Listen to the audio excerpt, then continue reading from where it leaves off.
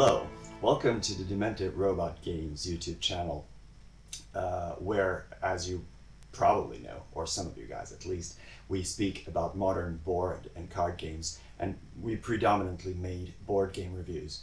My name is Boris, and today I want to show you guys the game called Biblios. A small little guy. You see how small the box is.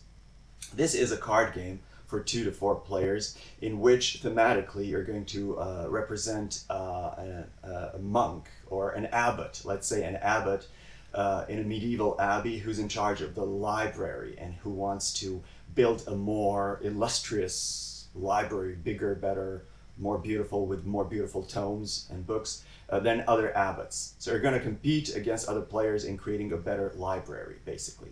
In this game, you're going to do a lot of stuff. You will be drafting, you will be doing set collection, you will even push your luck a little bit, you will bluff, you will bid for certain cards. There's a lot going on in this game. So as far as the genre is concerned, I really can't say what this game is. It's a combination of a lot of good stuff, okay?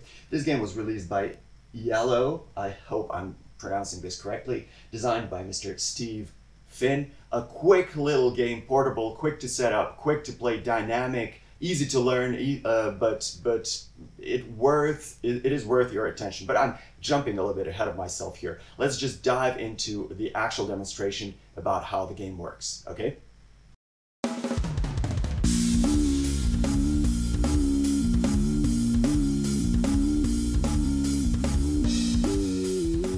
Biblios is a small game in the sense that it's very easy to and quick to set up. What you see on the table is literally all you will put on the table, and it's obvious that it will only take you like 2 or 3 minutes to set the whole game up. It's also not very complicated to teach other players, so this is going to be a very practical, portable, quick game to set up, easy to play. You know, you can carry it around. You saw how small the box is. So basically this is a very, very practical game that way. Whether it's good, we're going to see in just a minute, okay? So this is the setup. You will place this board here in the center of the table, easily accessible to all players, maybe a little bit to the side, but easily accessible to all the players. Then you're going to place these dice on the table, each in its own category. You will see that there are 5 categories here, each one of them having a different color. So you will place corresponding dice on their colors, all set to the number 3. You see that each space here represents a 3, reminding you that you should by default set all dice to the result of 3 pips, okay? This is just the default starting result on every die. These dice will be manipulated to go higher or lower. You'll see how that works later. So when you play these dice with number 3 showing on their corresponding categories, that's it. That's this part of the setup. All that remains to be done is to prepare the draw pile. And the preparation is very simple. You will first, depending on the number of players, of course, throw some cards out, and then it will be ready. So here we're pretending to play a 3-player game. Okay, so for a 3-player game, according to the rule book, you are first required to remove 3 gold cards from the deck, each of a different value. So there are 3 values. Here we're going to remove 1 card of 1 gold, 1 card of 2 gold, and 1 card of 3 gold. So these are out of this deck. And then we are going to randomly remove 12 more cards from the deck. It's these cards here. You don't know what you have removed. Nobody's supposed to know that, so you will just remove those cards. You can shuffle the deck a little bit more if you want to, and then the game is ready to play. The only thing remaining to be done is to randomly, or in any other method, determine the first player. When you do that, you can start playing the game. Now, before we actually get into the structure of the game and how it's played, I just have to explain to you guys 3 kinds of cards you will find in this deck. you will understand the game easier if you know what these cards do, okay? So the first kind of card, and the most important, is the category card. There are 5 categories, as I have just shown you. So you know, this category here are the monks, this is pigments, this is holy books, these are manuscripts, and these are forbidden tomes, okay? So thematically it makes sense. Each card will have its color and its symbol to show you immediately which category this card belongs to. This is a green card, it is worth 2 points, and it belongs to the green category, okay? So there's the number, there's the symbol, there's the color, and there's this tie-breaking letter. These letters, as the name implies, will break ties, but I will speak about that later. So you will collect these cards, trying to be the strongest player in as many categories as you possibly can, and win these points shown on these dice at the end of the game. That's how you will try to win. These cards are therefore very important. These are gold cards. They don't bring you any points themselves, but they are valuable, and you will use them to bid for cards in the bidding section. In the auction phase of this game, you'll see how that works later. And then finally, we have church cards, which are specific because they are not kept. When you acquire one of these cards, you are required to play that card for its effect immediately and then discard it throw it out of the game, essentially. These cards are important tactically and strategically because they manipulate results of dice, okay? You can use these church cards to move values of these dice higher or lower depending on your strategy. So if you expect to win in a certain category, let's say blue, you will then use this card to increase the number on that die 4 points, because if you win, you will get more points that way, right?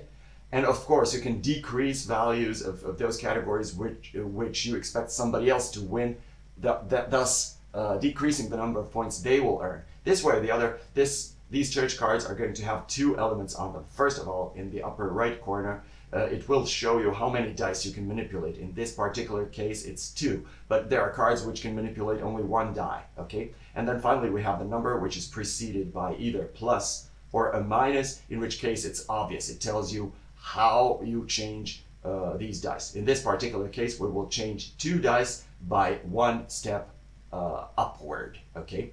These cards are not kept, I'm repeating myself, but they are played immediately if you acquire them, okay? So these are the cards that you are going to be getting by drawing them from this deck, okay? So the game is played in 2 phases. The first one is the gift phase. The second one is the auction phase.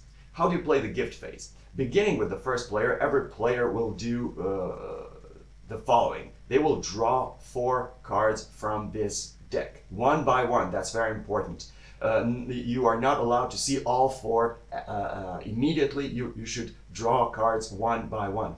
Now, how many cards you're drawing from this deck depends on the number of players. Here we are pretending to play a 3-player game, that's why we're drawing 4. So the first player is going to draw 4 cards one by one and decide what to do with them. There are 3 different things you can do. First of all, you can keep a card by playing it face down in front of yourself. So that's the card you're keeping for yourself. At the end of your turn, you're going to put it into your hand. The second thing you can do is put the card on the auction pile, in which case you're putting it here. I suggest you put it on the opposite side from the draw pile so that you don't mix those 2 piles up over time. This is going to go into the auction phase. You're going to bid for these cards later in the game. And then finally, you can play cards openly, face up, in the public area. The middle of the table is the public area. These cards are essentially going to be acquired by other players. So you're always leaving something for the other players as well. So what you're trying to do is keep best cards for yourself if you can. Leave some good cards for later, because you can potentially outbid other players and get those cards later on in the game. And you're also leaving something for the players. Preferably, other players, you will preferably leave them weaker cards. You will give them less choice that way. And that's essentially everything you do. At the end of your turn, when you have allocated these 4 cards, okay, you will end your turn by taking this into your hand. Then the next player to your left will choose which one of these cards they will keep. Let's say they will keep this one, okay? And then the final player is going to keep whatever is left. And that's it. That's the end of your turn. Then the left player will do exactly the same thing. They will draw 4 cards.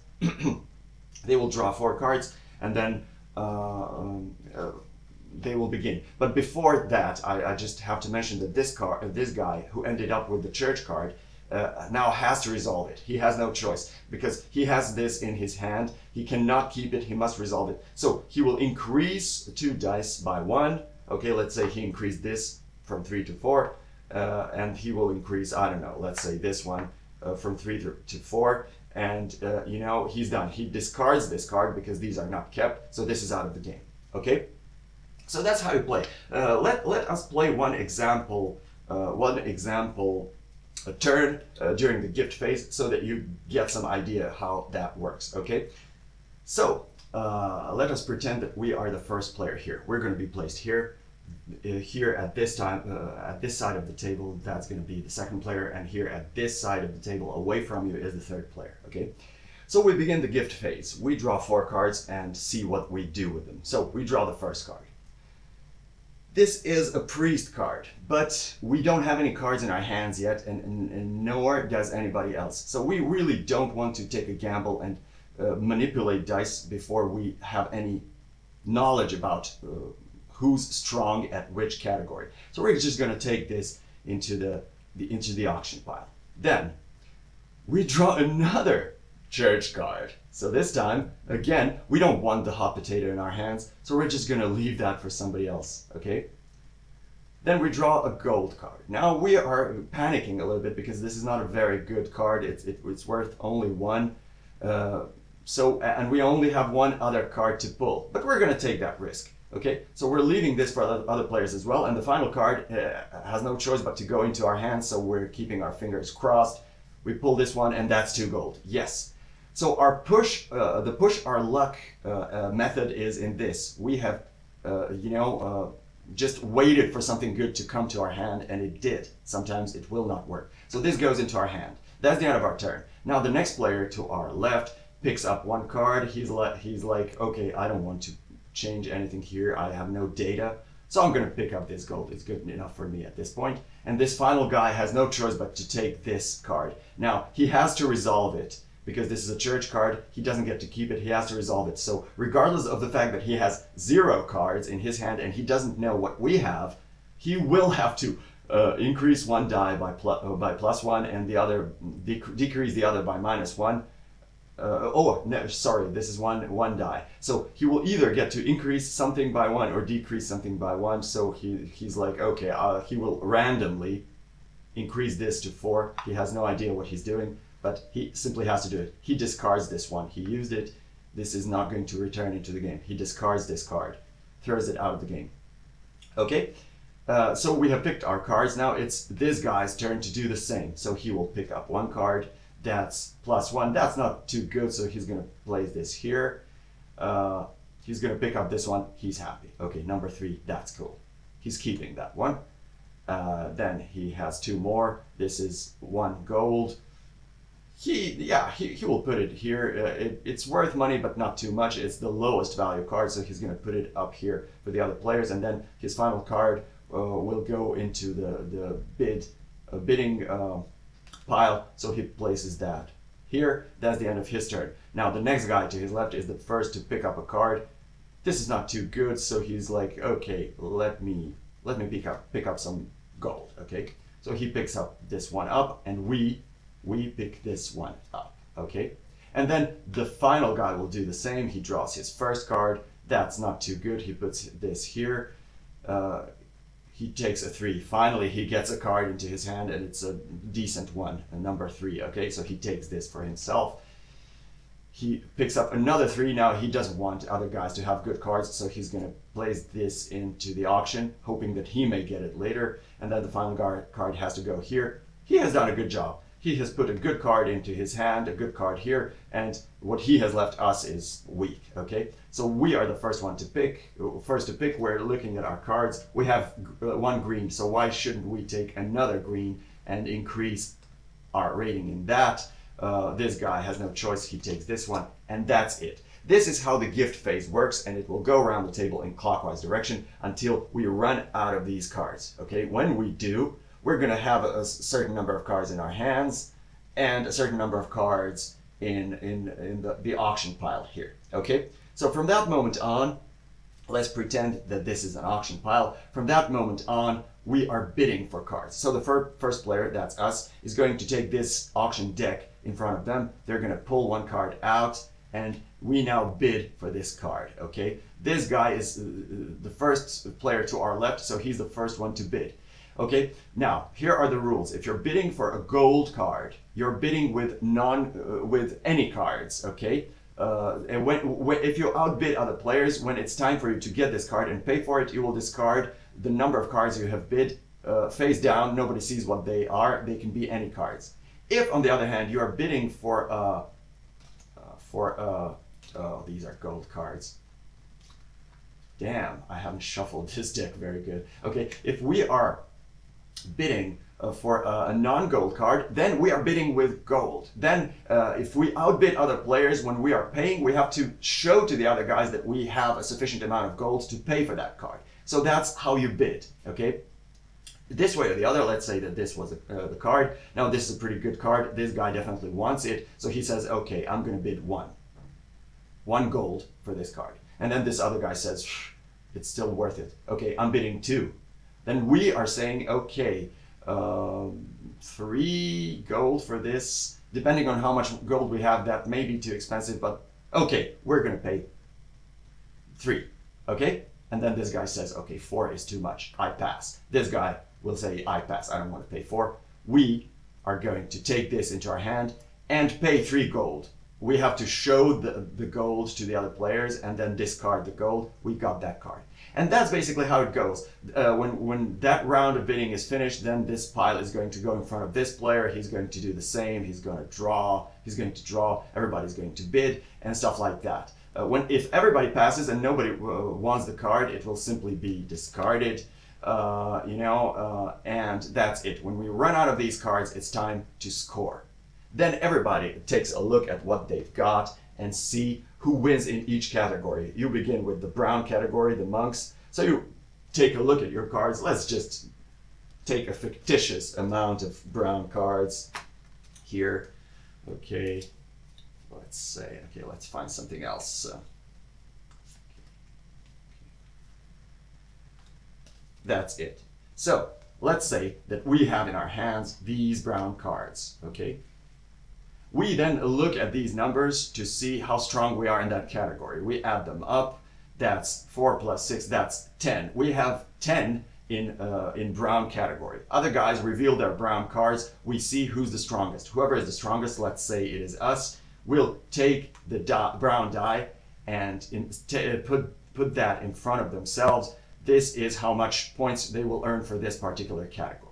Then everybody will put out their blue cards and see how strong everybody is in the blue category. Whoever has the most will take that die. Let's say this guy does that, and this guy take these, and we take that, and let's say that this is the final result when we go through all categories. Okay, whoever has most pips on dice in front of themselves is simply the winner. We have 7 here. This guy only has 3. This guy has 6. So we win this particular game. If there is a tie, we compare the gold that we have left over in our hands. Whoever has the most will be the winner. If there's still a tie, we will go through these categories and see who's strongest first in the brown. If there's still a tie, then you're going to check your blue category and so on and so forth. I'm almost certain you're going to break a tie and there's going to be one single winner. Also, when you're comparing cards, score in your category, if your score is ties with somebody else, then you will compare these letters. That's why these letters are important. I have an E here and a G and an I. Whoever has the card with the letter closest to the letter A will win that tie. That's how things works. That's how things work. This way or the other, whoever has most on their dice at the end of the game will be the winner. And that's, my good people, how this game works. Very simple, very compact, fast, portable, very, very dynamic, quick game to play. Now, let us see what I think about this game in the next section of this video. Biblios is a small, little, compact game, very quick to play, quick and easy to set up, very quick to teach other players. So it's very playable, it's very portable, you can carry it around very easily. You see how small the box is. So this game is very interesting because it's very user-friendly, if I can use that expression. Now, what do I think about this game? Let me tell you, I love it, okay? Its simplicity, how easy it is to set up, how easy it is to learn how to play or teach other guys how to play is absolutely great. And let me tell you as well, how this game plays is super exciting and super interesting, in spite of the fact that what you're doing is very simple. You know, pushing your luck, deciding what to keep and what to leave to the other players, being able to bluff, being able to outbid other players or fool them into bidding too high for some cards, manipulating those dice, trying to increase your chances and decrease other people's chances. Every single thing in this game is just beautifully simple, and it just works beautifully, okay? So the actual playing experience is great. It's quick. You can make your decisions in a couple of seconds and then give it over to the other player. You know, so the game goes around the table very quickly. You know, you can finish a 2-player game in 20 minutes. Let's say you can finish a 3-player game in 30 minutes. So it's really short, compact, but super fun, super exciting to play. I absolutely love how this game plays. Now, the design is so-so. It's good. I mean, the box looks good. It has this magnetic kind of opening.